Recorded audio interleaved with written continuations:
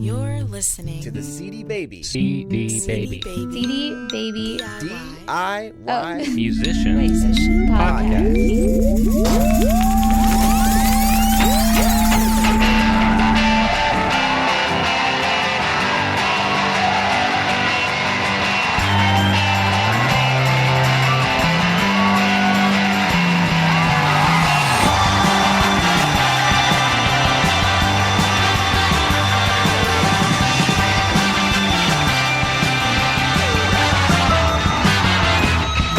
Hey there, and welcome to episode number 54 of the CD Baby DIY Musician Podcast. My name is Kevin, and joining me for this Roundtable edition is Chris. And we have a very special guest, Ryan Wines, artist manager, blogger, and friend of the CD Baby Podcast. How you guys doing? I'm good. Dynamite. Well, Ryan, our listening audience has heard enough from Chris and myself. Why don't you tell us a little bit about what you do and why you're even here in the first place? On the planet? Not the planet, the podcast. Yeah, well, first and foremost, I'm a music connoisseur like the rest of us, so I always kind of consider myself a fan and a consumer first, which is always a good perspective to have. But beyond that, I'm a PR and marketing guy for an ad agency by day, and with the rest of my time, I manage bands, do publicity for bands, kind of a pseudo little label as well, and focus a lot on strategy and online communication, Web 2.0 type stuff that you guys have been talking quite a bit about. Yeah. And I think everyone should know that Ryan manages a couple bands that are available for sale on CD Baby, the Dimes, and That's right. And Derby, and Chris actually just played with the Dimes last week. I did. So, yeah, it was a good show. And I am putting Derby on the next 60s Pop podcast. Yeah, they're staples here in the Portland scene. So Ryan's entrenched here in the Portland music scene, but we're having you on the show partly because Robert couldn't make it, but also you wrote an interesting blog post. You wrote an interesting post about releasing music at a higher frequency that we're going to talk about later. Right. So we're excited to have you. And I think it's important to note that Ryan is the first person I actually met in the flesh by meeting over Twitter. Wow. So, How cool, yeah. So, and that was a cool connect. So see what Twitter does. It puts you on the CD Baby podcast. You actually had Twittered that you were listening to it, and I'm like, who is this guy? He's in Portland. And I looked into you. I'm like, hey, we should meet. He knows a lot of the same people that Chris knows and other local bands, and here you are. So. Yeah, and I really think that's the ultimate relationship thing, when you can actually start online, something like Twitter, and it can actually come full circle into the flesh. So that was That's right. Cool. Here you are. So an interesting anecdote from last Roundtable edition. We talked in the news section about the Counting Crows and how they should probably start listening to our podcast. And they do. Well, it turns out they do. I got an email from the bass player of the Counting Crows and told me that he loves the podcast and had been listening for, I think, a couple months. And he and I have been talking, and he's going to make an appearance on the podcast now. So that was very cool. It was just a funny chain of events. I figured our listeners would enjoy. So you'll be hearing from him probably in a month or so. His newly independent perspective. That's right. He actually has an album up on CD Baby for sale, and he left the Counting Crows in 2004. So he was an original member from 91 to 2004, and so he was there for the heyday, for the hits. Yeah. Very cool. So be looking for that. Well, let's get into some music news. CD Baby. CD Baby Music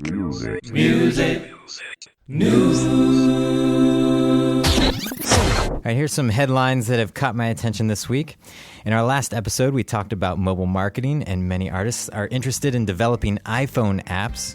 Well, Stanford University offers a course on iPhone application programming, and they're making this course available to everyone for free through iTunes U. If you're not familiar with iTunes U, it's the section of iTunes where colleges and universities have free classes and content, much like the podcast section. So all of you iPhone developer hopefuls should check that out. It should be up by the time you hear this podcast. There are more numbers emerging about the usage of music in the teenage demographic. It's often been thought that the decline of music sales, both digital and physical, in this group was because they have embraced file sharing and are okay with stealing music. New numbers suggest that there might be another story. A survey by the NPD Group said that teens between 13 and 17 bought 19% less music last year, but 52% of them listened to online radio, up from 34% in 2007. Another interesting number is that 54% of teens that heard a song on MySpace said they were likely to go back to the site to hear it again. But the number that's the most significant to me is that only 1% bought the music through MySpace, their digital partner Amazon. In more streaming news, we've mentioned Spotify on past episodes of the podcast. Spotify is the much talked about free and subscription-based music streaming service that recently launched in the UK and parts of Europe. In an unexpected move, Spotify will begin offering downloads through a partnership with 7 Digital, a UK-based download store. The move comes after Spotify found that far fewer people than expected are signing up for the premium accounts of the service. This will create another direct competitor for iTunes in the UK and other European markets. And with all the buzz that surrounded Spotify, it'll be interesting to watch and see where music streaming models go, or if they go anywhere at all. And those are the headlines that I saw. I think the teen music access through social media opens up a whole can of worms. To me, the thing that was interesting is that, MySpace has still never been able to convert their listens into hard sales of any kind. And, here at CD Baby, we had the little experiment melee with Snowcap and found out that what everybody thought would be the next music business wasn't. What part of that do you think has to do with, are they okay with just listening off of MySpace? I mean, if they really like the song, has the music world changed so much that they're not even looking to bring it with them on some sort of portable device? Or that's the article alluded to that question, but they didn't have any data to go along with that, and that may be where people suspect that file sharing or stealing, that's where when they want it on their iPod, they're just going to take it from somewhere. But if they're just wanting to listen, they'll stream it off MySpace. Personally, I think that's quite a hassle to go to MySpace and listen to music if you're just streaming it. Especially if you're doing like a playlist, trying to mix a bunch of tunes together. But Sure. It seems like MySpace is perfect if you want to go get a first impression of someone, because you can go there, you'll get the instant gratification of playing a song, and you go other places and you're not really sure if you're going to be able to listen to the song or not.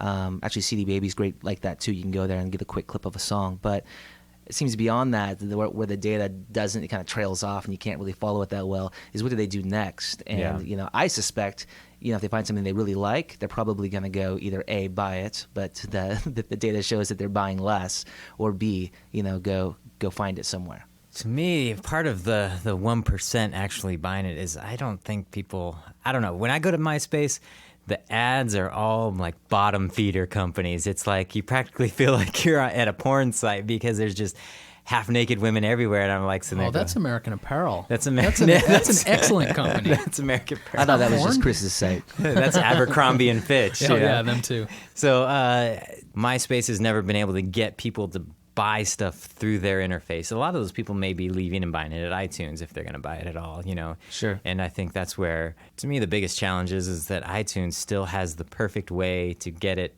to your MP3 player, and nobody else has come up with a good solution yet. Well, I think a lot of smart artists are putting links to iTunes, CD Baby on their MySpace page. So ideally, you would play the song. If you like it, you scroll down, just a little bit. There's all the options to purchase the song. I don't know if teens are just going back and just waiting for things to load and click listen, and then that seems like a lot of effort to me when there's better If you're options. a teen, tell us what you're doing. That's right. What We're are you fascinated mysterious by people you. doing? But traditionally, in years past, they were one of the strongest buying groups, and they are no longer, and that's where things have struggled. They're a bit. the most savvy at getting things for free now too. So Yep. And speaking of streaming, the whole Spotify thing, that was a quick reversal for them to offer downloads. I mean, that didn't take long at all. they're not in the U.S. yet, though. No, they have plans to. And their interface, you can watch a demo of it online. It's pretty unique and looks user-friendly, but I don't think people are willing to pay for streaming. Well, initially when they launched, wasn't it free ad-supported?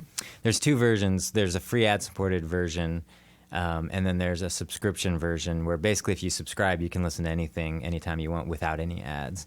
So they assumed that people would want to listen, pay, and not get the ads. So it'll be interesting to see, because there was a ton of buzz about that, and they were probably one of the first streaming business models that has come out in a while that had that much buzz, and people thought it had an interesting take that it would fly, but apparently not.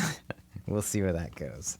And just lastly, if you're interested in iTunes U, it's just go to iTunes. It's the link there. Lots of great college courses. And apparently Stanford's putting up the iPhone app college course for free. So check it out. What kind of developer skills do you have to have in order to get in there and learn? Do you have to already have some like engineer, programmer? Apparently it's 101? not that hard. I mean, from what I've read, it's if you're a basic coder, I mean, you got to be some sort of programmer. But if you have basic skills, you can make something happen. There are some services popping up that will generate an iPhone app for you as an artist, but it's still pretty spendy. The one service, I forget the name, but it's like $250 and an ongoing monthly fee, I believe. So I think the key for developing an iPhone app for a band is to create something that presents value that you can't get anywhere else.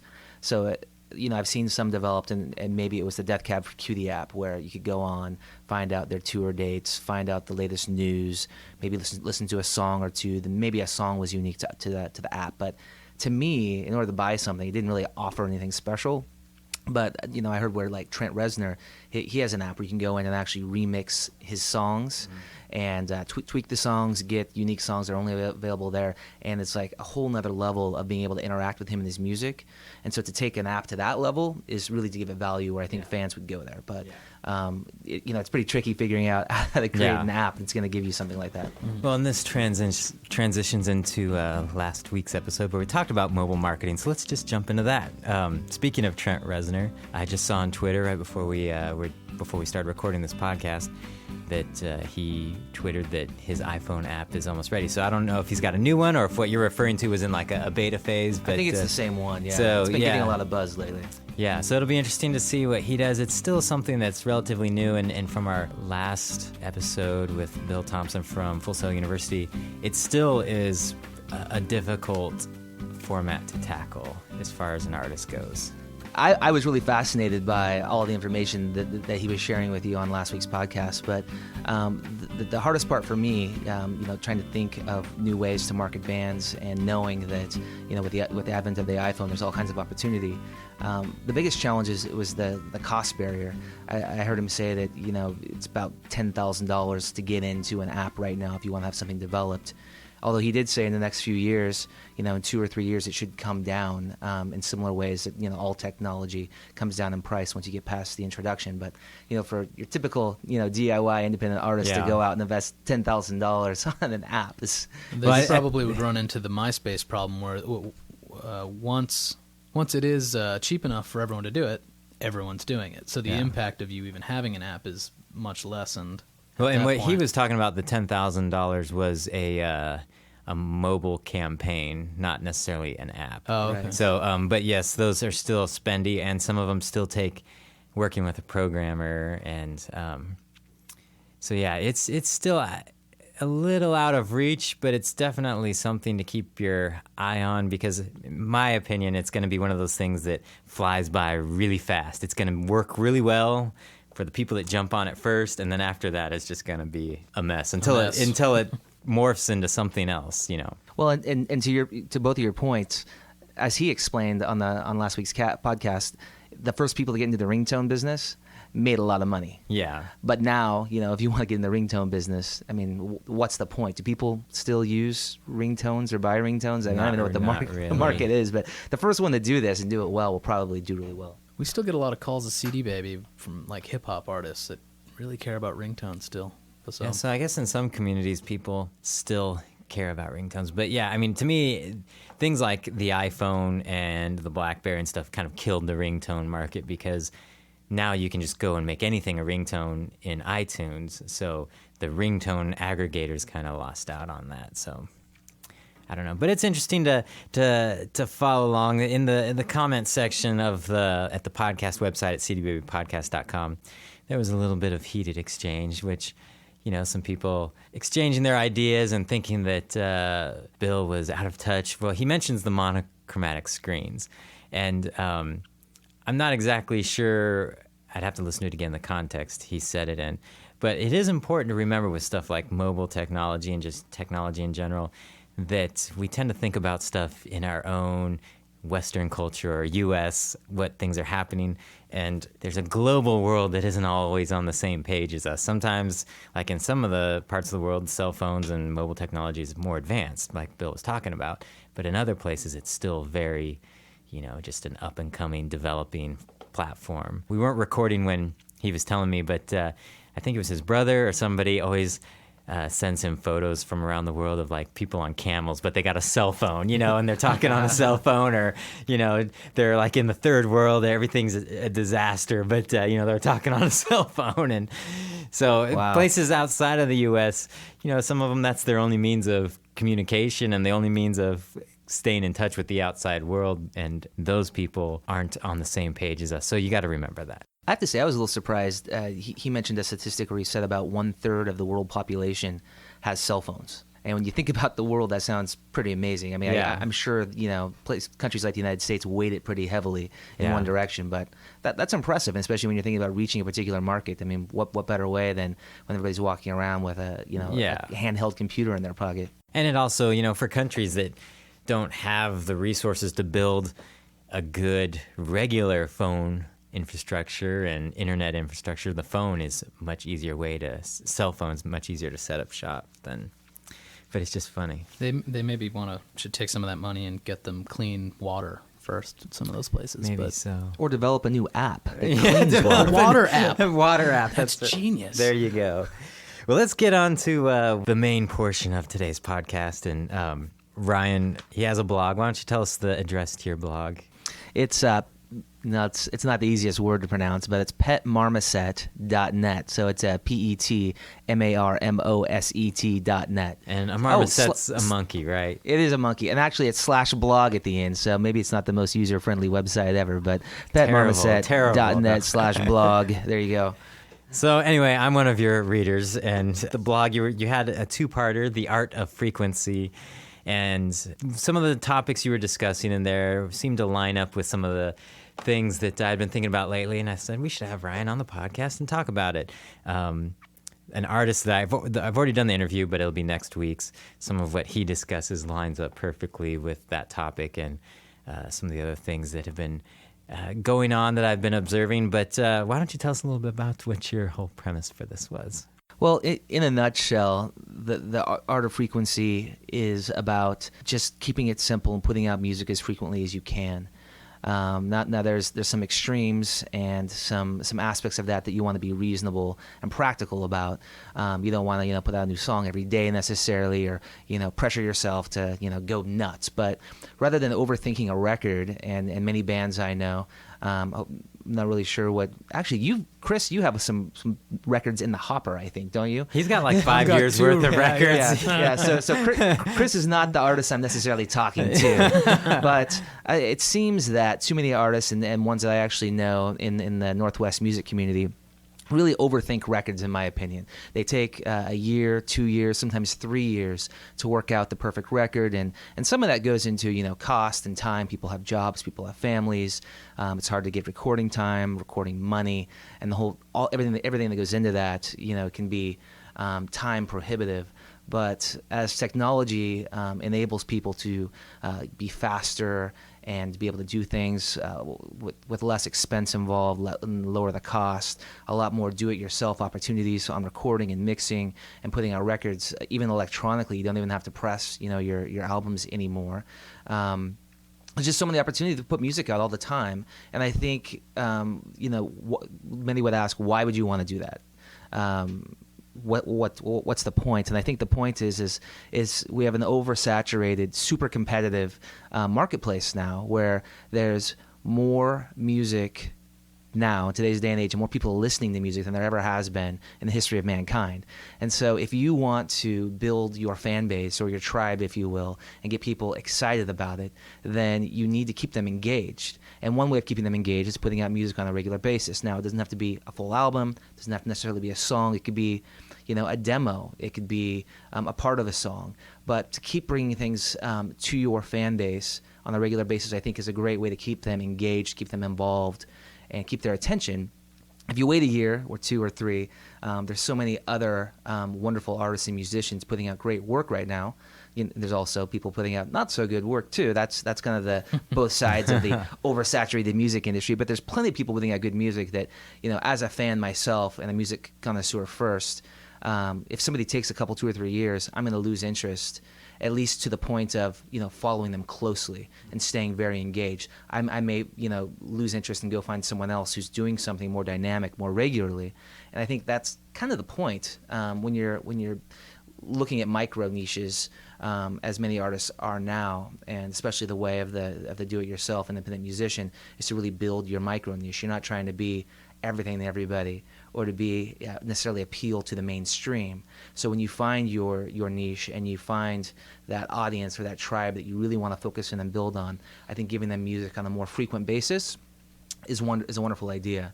Now, there's other things you can do to complement that, which is communicating with them, meeting them where they are online, whether that's on a blog or on Twitter or on Facebook or on an iPhone app or on text message or your email list, whatever you're doing.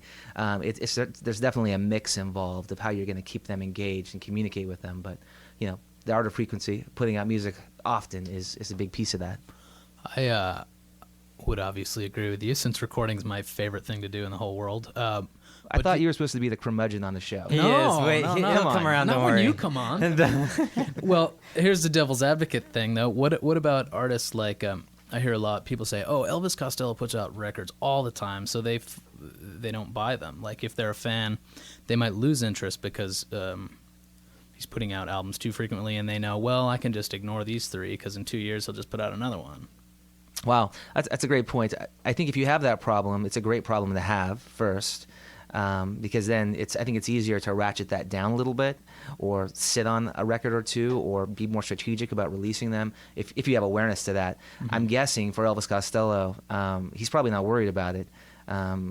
His record sales are probably at a point, and his lifestyle and income is to a point where he's probably fine doing that. Now, is that the best thing for him to do? Maybe not. And to your point, maybe he is giving them more than they can handle. Well, you had an example in part 1 of your blog. You used Spoon as an example. Right. And I thought that what they did was pretty good as far as the types of things they were doing, how they were releasing music. I have them here. I don't know if you have it memorized. I don't.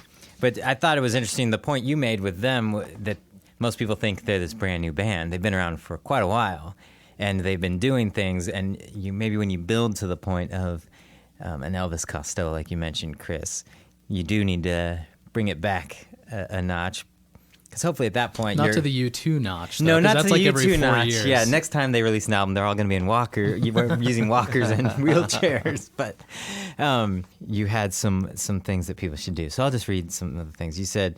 Release traditional full-length records. Release a healthy dose of EPs and singles, usually in between releasing full lengths. Leak demos. Actually release demos, remixes, and then with Spoon, you said that one of the guys releases solo material as well. Right. And they do a ton of in-studio and live sessions. Sometimes they allow fans to record their live shows. To me, I think there's lots of opportunity there. I don't think artists do enough, with releasing live material. Because I think that's a big opportunity where they have, you mentioned the expense. It's expensive to record an album. It's a lot cheaper than it used to be. But if you get just a good live set together, even like 5 songs, get all your fans out and record a live show, even, 5 songs, do it a couple times, that's far cheaper than producing an entire album.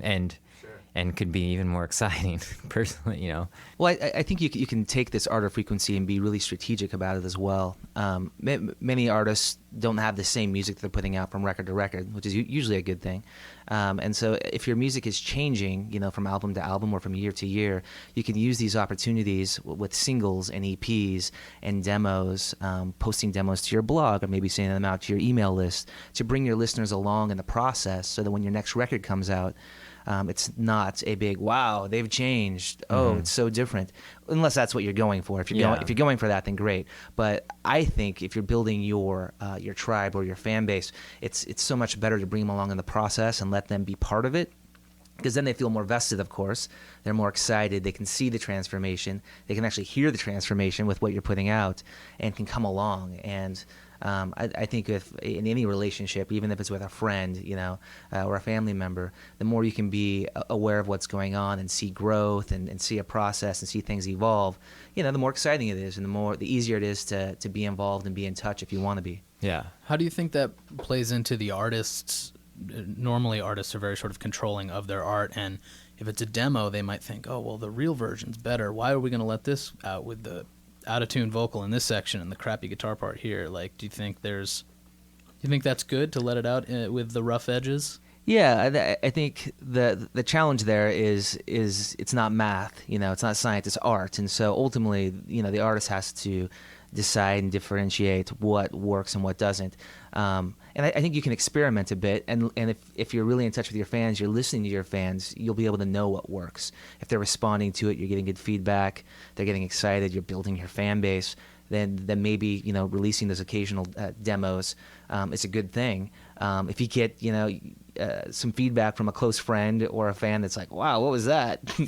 that was crazy, or don't do that again, well, then you know better. But it definitely has to be something that you're comfortable with. I think if you're putting something out that's too rough around the edges and makes you feel naked or something, try something anyone, else. Right. Well, to me, I think it's important that it's attached to a story. I mean, if you're just posting MP3s on MySpace or your website and there's no story that goes along with it, then people are just going to judge it for what it is. But if there's a story, then you're like, oh, cool, this is kind of along the process. And then if you're releasing, I think, demos, you need to make sure you're doing it on a frequent pattern, so people go, okay, I see this version, now here's this version, and then there's the next version. Where if it's just once every 6 months while you're in the recording process, you post a demo of this song, they're not going to make the connection. Mm-hmm. Well, and to your point, Kevin, and then we're talking about the art of frequency, but you wrote a piece recently kind of on the art of writing, if you will, for artists, and the importance of artists being able to write, especially in this Web 2.0 environment where communication and written communication is such a key component. I think the more that people can learn to marry and join different pieces together, a demo along with a piece that you write about what you were thinking or what the story is behind it, or it doesn't even have to be that connected to it, but something to go with it. And then you can use that content, the demo, the writing, the idea, the vibe, and you can, distribute that over all these different, mediums that are available, like Twitter and like your Facebook page and your blog page and everything else that's out there. And before you know it, without even trying, you've got a full-fledged marketing campaign behind your music. And it's not something contrived or something that's, overthought. It's very natural, but it works and it's very relational. Yeah, and for those of you who are interested, the piece Ryan is referring to is at my blog at kevinbruner.com. I forget what it's titled, but it's good. I think I think it's titled the secret to promotion on the. No, that's not what it's titled. I don't remember what it's called, The secret. But it's all about the way to promote your music online is you have to be interesting, and I think. The main quote I liked after I wrote that, I was like, hey, that's a good quote, was that promoting your music online is much about your writing skills, if not more about your writing skills than your music skills, because you're having to write about your music. And if you can't write or understand how to communicate about your music, then it's going to be hard promoting online. But if you're creative in the way you talk about yourself and relate to people and don't just go, hey, my CD is available, which is what a lot of people do. You'll see on Twitter, because of the podcast, a lot of artists that are just getting on Twitter will follow me, and I'll look at their Twitter page, and they'll have 10 posts. All of them say, check me out on MySpace, check me out on MySpace, and that's all it is, all the way down. And you're like, they don't get it. That's not how you promote yourself online. That's what drives me crazy about show announcement emails, is it's like, hey, we've got a show tonight at Doug Fur, $8, see you there. And it's like you have this great opportunity and this audience. You got this great opportunity, this audience, to just make it a little more compelling, or a little more entertaining, or share a little something about you or the music or the week or the show or the other artists you're playing with. And I think those opportunities are kind of what you were talking about in your piece, Kevin, about writing. to complement your music and what Yeah. you're doing. And it's not rocket science. I mean, if it sounds intimidating or it sounds difficult, there's people doing it well out there, and you can go out, find blogs of other artists who are doing it well. I mean, Chris, you've been recently started blogging or redeveloped your blog. You're doing it really well. The Dimes that I work with have Johnny Clay, the lead guy of the Dimes, has been doing a great job. He's got these great stories to tell for each song. So for him, I would say it might be a little easier because he's got great material to focus on, but on the other hand, Derby, who have a totally different approach to their songwriting, they've got kind of a funner is a word, a lighter, more fun blog where they just post pictures and put fun things up there. But they are things that their fan base that follows them, would identify with being their personality and not being contrived. And more than anything, the hardest part, and I hope you would both agree, is to just do it, just starting it. I think so. Like when I got on Twitter, I thought this was the most ridiculous thing ever, and I was like sitting there really thinking hard about each Twitter post. But then once I figured it out and figured out how to think about using Twitter and how to go through my day and just capture little thoughts that are going through my head anyway and just write them in an interesting way as opposed to just stating the facts. I think, one of the big hurdles to get over initially is just it's people's tendency to think that the events of their own lives are sort of mundane. So Right. I could have a great story, but because it happened to me, it doesn't sound dramatic. So it might not occur to me to sit down and write a blog post about it. But Well, yeah, and sometimes when I'm, writing a Twitter post or something and my wife sees it, she's like, that's not really what happened. I'm like, it's all about storytelling. It's not about what really happened. I just used modern, something that happened in my day and made it embellished a little. I don't do it that often. But that's how you're telling a story. It's not about people who really want to know what I'm doing that day. It's just like you're not one of those people that says you shared the stage with U2 just because you played at the same venue. No. Okay, Artists good. do that. We're talking about releasing music and frequency. If you're doing some of these things, when you release the music, it provides a context that, and if it's a demo, if it's letting people in behind the curtain, that it seems a little bit more fitting. Where if you're not communicating with people and you just randomly throw up music, it's probably not going to be that effective. But I definitely agree that for the artist, the successful indie artist, especially the DIY artist, this is going to be more and more important for a number of reasons. But, one of them, you mentioned U2 and them taking forever. Honestly, that has made me over the years become less of a fan of their music because it's like, if I don't absolutely love that album, it's literally another 5 years before I have another musical experience by those guys.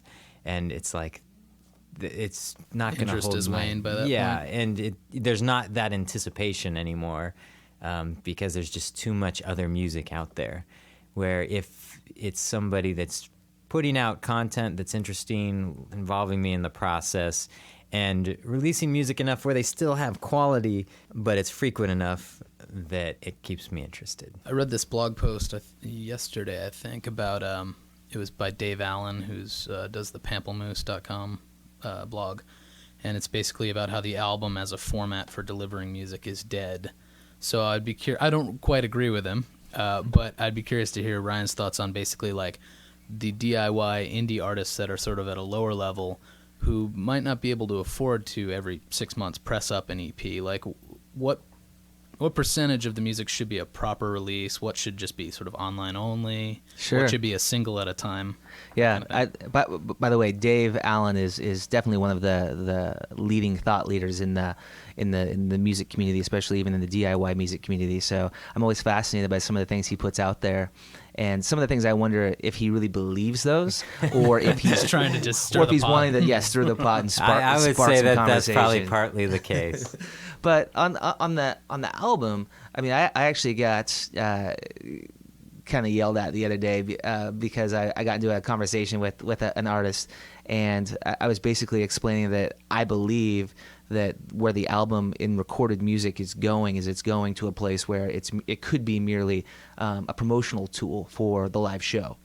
So, the path it's on right now, where it's being demonetized pretty regularly, it could get to a point where the recorded music is all free, and it's actually the fob or the promotional piece that gets people out to the live shows or to do other things, other value added things you have to offer.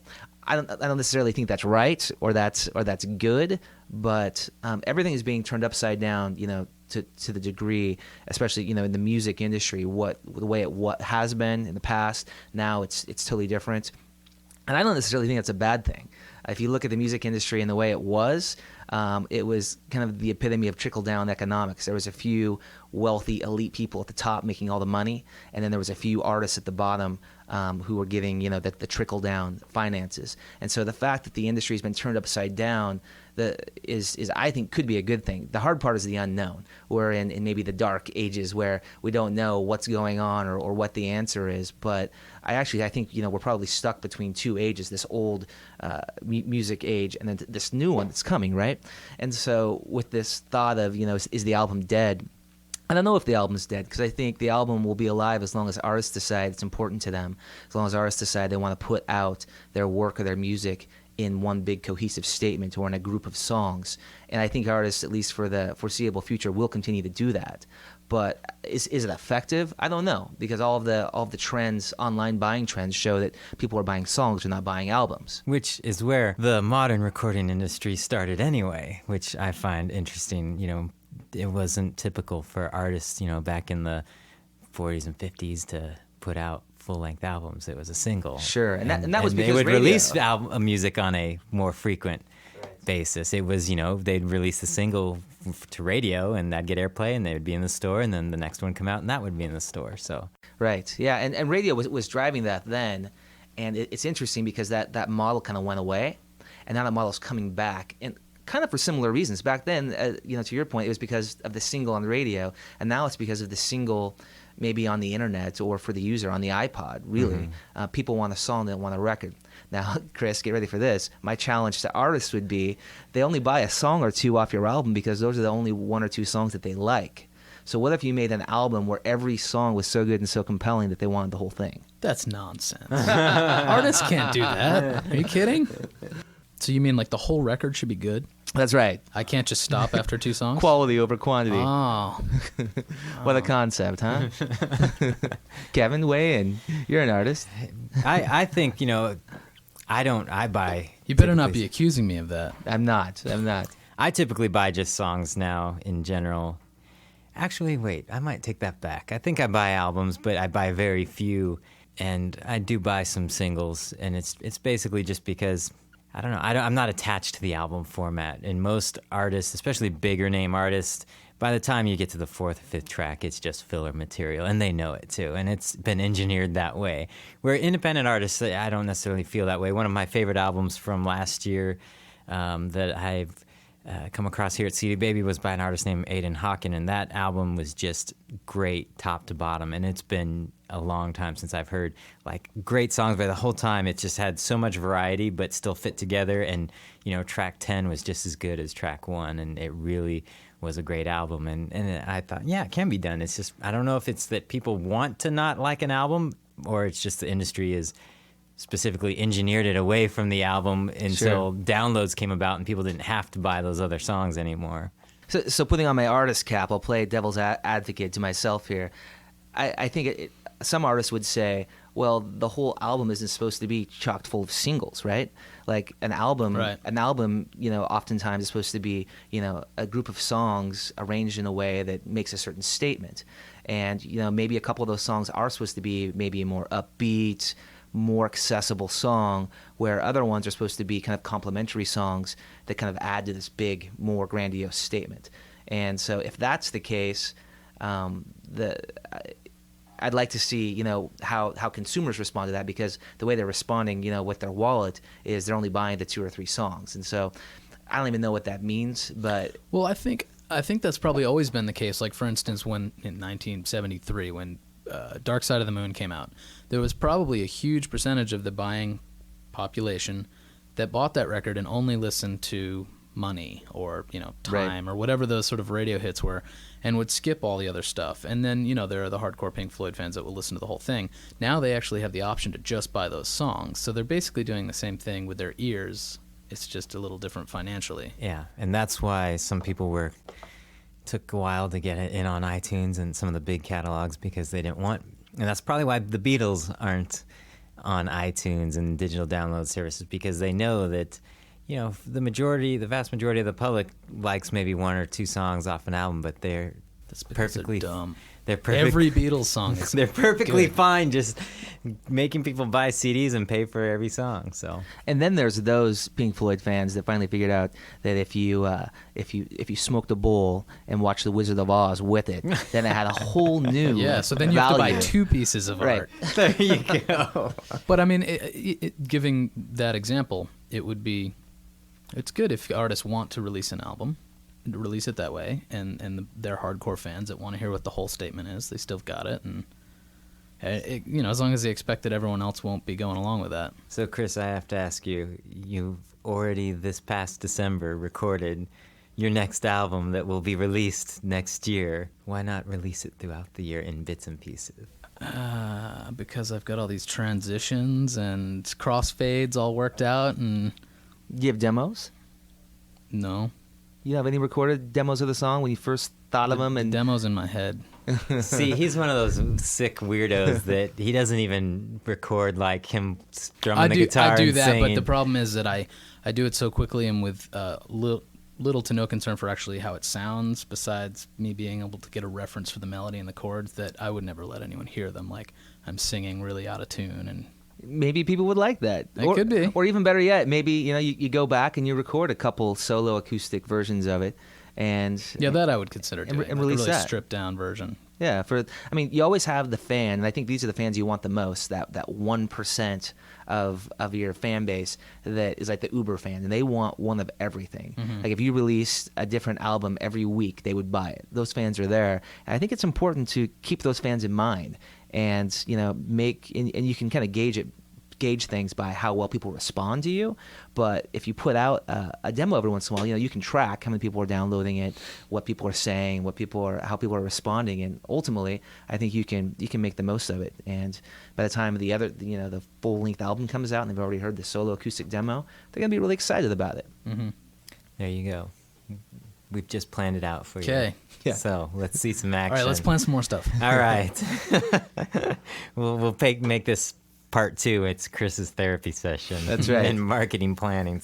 Yeah. No, one thing I've been thinking about a lot lately is just the expense of producing an actual CD, and whether it should be an album or not is all well and good, but should you actually press a CD? Like I could release an album just online if that's where it's going. It's just I think it's still important, just basically because what we see here at CD Baby, that there's so many sales happening internationally where they still want a CD. Now, I think there's options that are available where you don't have to press as much. And if you're somebody who's, say it's not your big release, that you're releasing an EP, there's options available where you can save money but still have some CDs available for people. But so that's what I would say.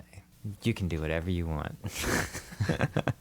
Do it all. That's right. Yeah. Do it all. Be a case study, and then That's let everybody right. know. Blog about it. I've already been working on him for a show. That's what we were talking about yesterday.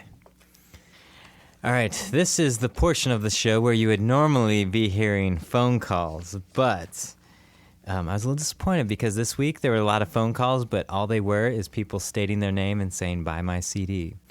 And I am more than happy to put your plug for yourself on the show. We've had many, but it must be in the context of relevant conversation having to do with the podcast. People learned nothing. No, listen to the podcast. Wait, how many of those phone calls were Chris Robley? Yeah, I think all of them. I think all of them. No, I'm very disappointed. If you listen to this podcast, and the reason I harp on people for that is because if you're doing that to us, who we're artist friendly, and we're gonna give you, point you in the right direction, you're most likely doing it to people that won't give you a second chance, like club bookers, publicity people, newspaper writers, and you're probably not getting any traction for your music because of it. And it's very important that, if you're gonna call into a show or contact a blog, make sure you frame it in relevant conversation. Have read the blog, have listened to the podcast, know what they do, and you will get much further. So no phone calls this week, sorry. But our listener line, if you would like to call and leave some relevant comments that have to do with the podcast, and feel free to plug yourself, but in the context of the show, the listener line is 206-426-5683. All right. Well, Ryan, thanks for coming by and Good. Yeah, it's been a blast. sitting in. We'll have to have you back, and you're my Twitter buddy, so. Oh, that's so cute. I don't even know what that means. But Chris, we can be Twitter buddies too. Aren't we? But see, I met you by Twitter. You knew him before. I did. Yeah. You've been listening to the CD Baby DIY Musician Podcast, broadcasting from Portland, Oregon, USA.